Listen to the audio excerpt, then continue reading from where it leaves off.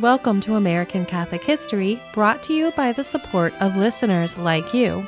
If you value this podcast, please become a supporter at americancatholichistory.org/support. I'm Noelle Heaster-Crowe. And I'm Tom Crow. Today, we're taking up a story that a few supporters have suggested to us. We hadn't forgotten it. We are happy to finally be talking about him. He was a man who, in pursuit of a life of penance, moved to Hawaii. Now that is my kind of penance. Yeah, this wasn't bucolic Maui or Kauai. He went to live on the Kalaupapa peninsula of Molokai, back when it was where the government sent people with leprosy to live in quarantine. Yeah, now that's a buzzkill. Yeah, isn't it? But from a purely worldly perspective, that is. If you consider that two of the people who worked among the lepers have been canonized, Saint Damien de Veuster and Saint Marian Cope, from the view of God, it was nearly heaven on earth. Yeah, God really works in mysterious ways. I mean, any atheist, I've heard this sort of a thing, who says that, God is just some projection of man's own self-image of his own perfection, hasn't really wrestled with people like St. Damien, St. Marianne, or this episode's subject, who will, hopefully, be the third person canonized after working on that peninsula of suffering and despair. We haven't even named our subject yet. We should probably do that so we can talk about him in more detail. True. Today, we're talking about servant of God, Joseph Dutton. This guy was amazing. As we were saying, he chose of his own free will to live among people suffering from leprosy, people who were cut off from their loved ones and the lives they knew before. He saw incredible pain and suffering, and he made it his mission to bring the light, peace, and even the joy of Christ into all of the dark places. He was so committed to this life, he would often sign his letters with, "Joyfully yours." And he was a prolific letter writer, so he probably wrote it a lot. I think we've teased this story enough, so let's actually tell it. Because the 43 years before he arrived in Hawaii were a winding up and down road. You're right. I get excited about our subjects. I just get ahead of myself. So, the story. Yes. So Joseph was born Ira Dutton in 1843 to Protestant parents who lived in Stowe, Vermont. Stowe is about 40 miles south of the Canadian border, right in the heart of the mountainous interior of Vermont. Nowadays, it's really a prototypical New England vacation town. It's got great skiing nearby, and it's a fantastic place to go to see the leaves in the fall. And the Trapp family lodge is there. Yes, it's where Maria von Trapp and family moved and opened a mountain resort that still operates today. So Stowe is just, pure New England beauty, kind of like you. Thank you. Well, it is kind of interesting that Ira's life began in the idyllic Northeast. I think it's idyllic, where the change of season is a feature, not a bug, and it brings so much beauty and goodness. And then he spent the latter half of his life in idyllic Hawaii, where at the extreme other end of the country. Yeah, it's almost a physical sign of the distance he traveled, spiritually in his life. Yeah, that's a really good image. Yeah. Yeah. So in Stowe, Ira's parents were respectable Protestants. His father was a farmer and a cobbler, and his mother was a teacher. When Ira was 4 years old, the family moved to Janesville, Wisconsin, which is down near the border with Illinois, due north of Rockford. Ira grew up a conscientious, hardworking, and respected kid. He taught Sunday school and was interested in stories of military heroism. He signed on with the Wisconsin Zouaves, which, when the Civil War broke out in 1861, became the Wisconsin 13th Regiment. Ira was 18, and he served with the Wisconsin 13th as a quartermaster.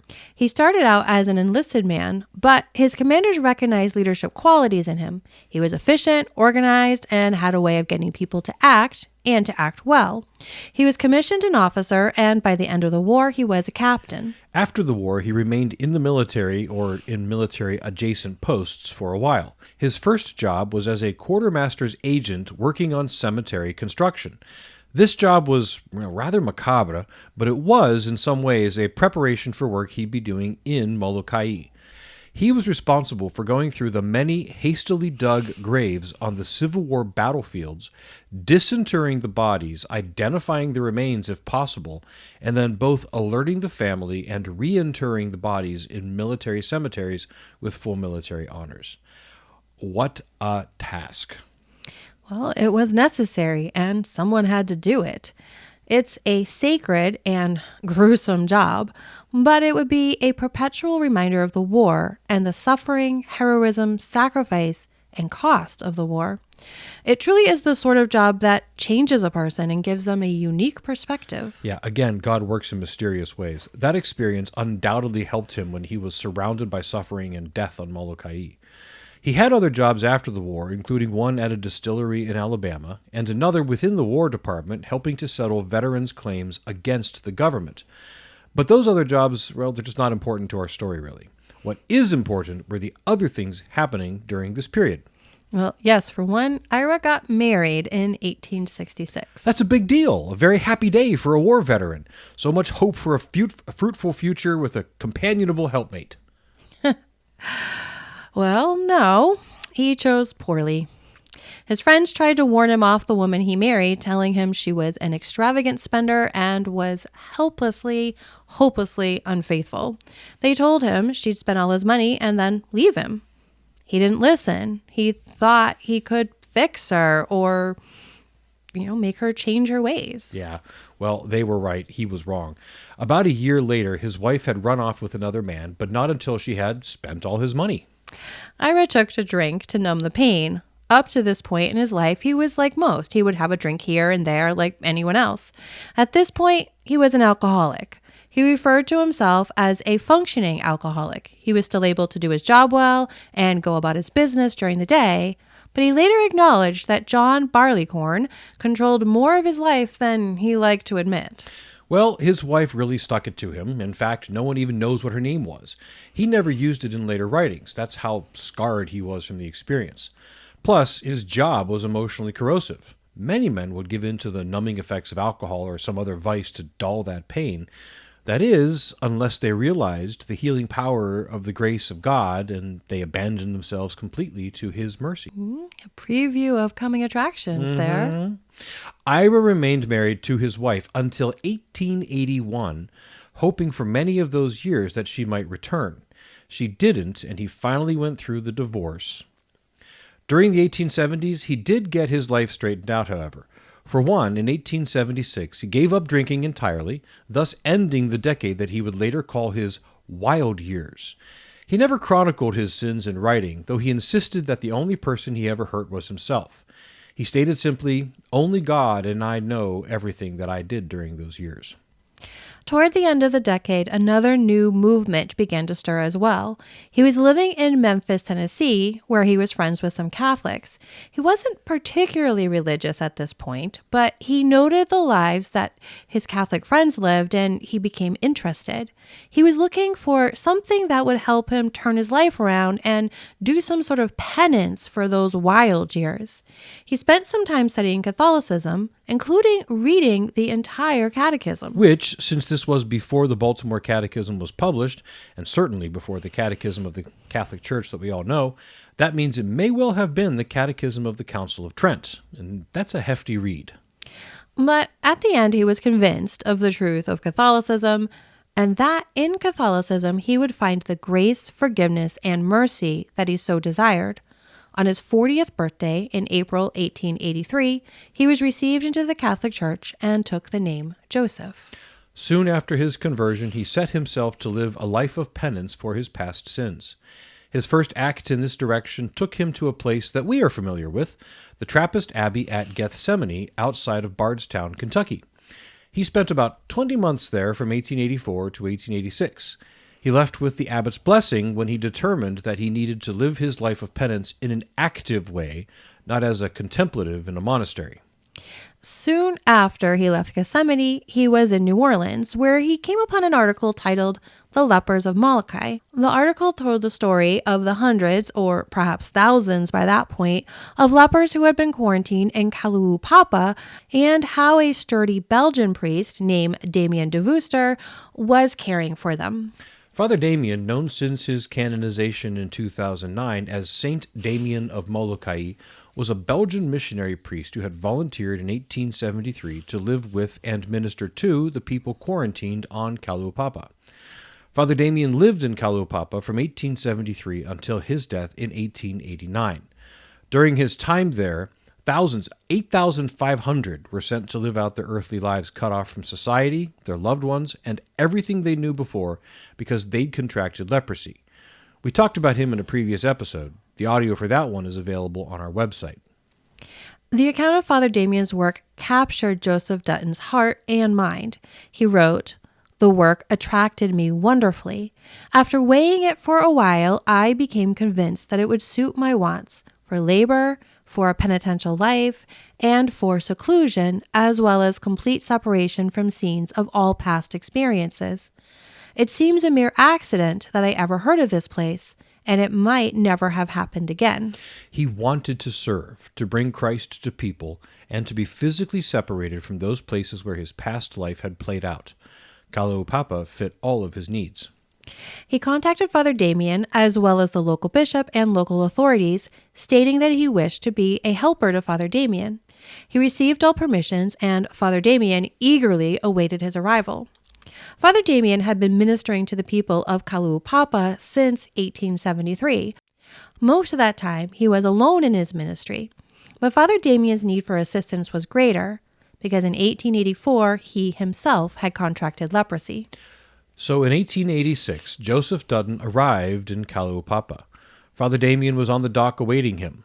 When he saw Father Damien, Joseph said, "I know what you do. I am here to help." Another account has him saying, "My name is Joseph Dutton. I've come to help, and I've come to stay." Either way, that was the beginning of it. Actually, the "and I've come to stay" part of that second line was rather important. As you just mentioned, Father Damien had been on Kalaupapa for 13 years when Dutton arrived, and during those years, a number of other priests, religious and lay volunteers had come to aid, but none could hack it for more than a short time, a few weeks, maybe a month or two. Father Damien was the only consistent presence. He was the one who provided the stability and showed the residents of Kalaupapa that they had dignity and were still loved. But he was almost entirely alone. So Joseph Dutton being clear that he was there to work and there to stay was a big deal. And he meant it. Brother Joseph, as Father Damien came to call him, dived into the work. He served as carpenter, pharmacist, nurse, administrator, cook, gardener, stonemason, and even as a baseball coach. Whatever was needed, he was eager to do. That, of course, included learning the basics of how to care for the sores and ulcers and other afflictions that are characteristic of leprosy. But he was well disposed to this work because of his years during the war and after it, dealing with death, pain, grief, and sadness. But this time, he had more than just his experience to get him through. This time, he had the joy that comes from the grace of God. And there's the payoff. Yes, and his 44 years in Kalaupapa were the real payoff. He was also buoyed by the people and their faith and hope in spite of the suffering. He was deeply impressed by the bravery and selflessness that he saw around him. He wrote that it was greater than anything he had ever seen, even in the war. He became Father Damien's shadow and right-hand man. As Father Damien's condition worsened, he took on an increased importance.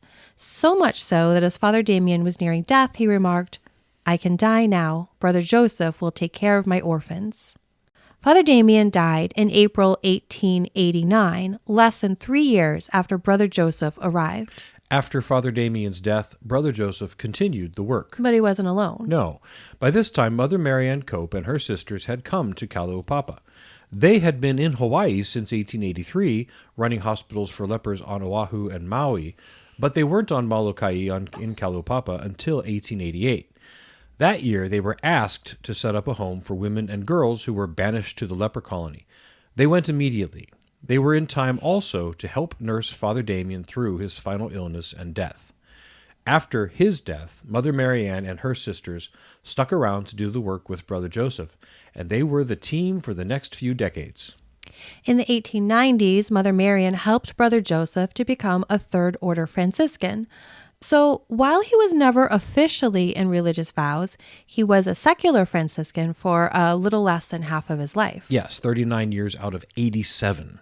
And when he finally did die, it wasn't due to leprosy. And that's just an astonishing fact. He lived and worked among the lepers, tending to their sores and wounds for more than 4 decades, but he never contracted the disease. A big reason for that was his very careful attention paid to his own personal cleanliness. He washed carefully, and significantly, he never ate with those who had the disease. Now, this led to one awkward moment when Father Damien invited him to come to dinner. Brother Joseph wasn't sure what to do. He didn't want to say no to the great Father Damien, but he had this strict rule for himself that he would never eat with a leper.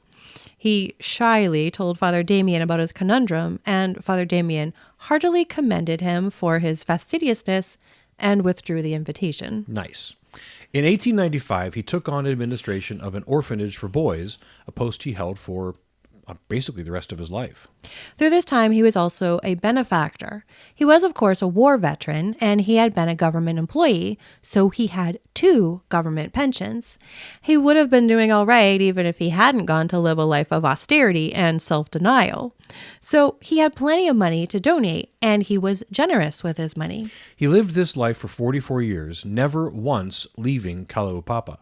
Some asked him why he never took a vacation. He wrote, "Seek a vacation? Anything else would be slavery. The people here like me, I think, and I am sure I like them." And then he later wrote, "I would not leave my lepers for all the money the world might have."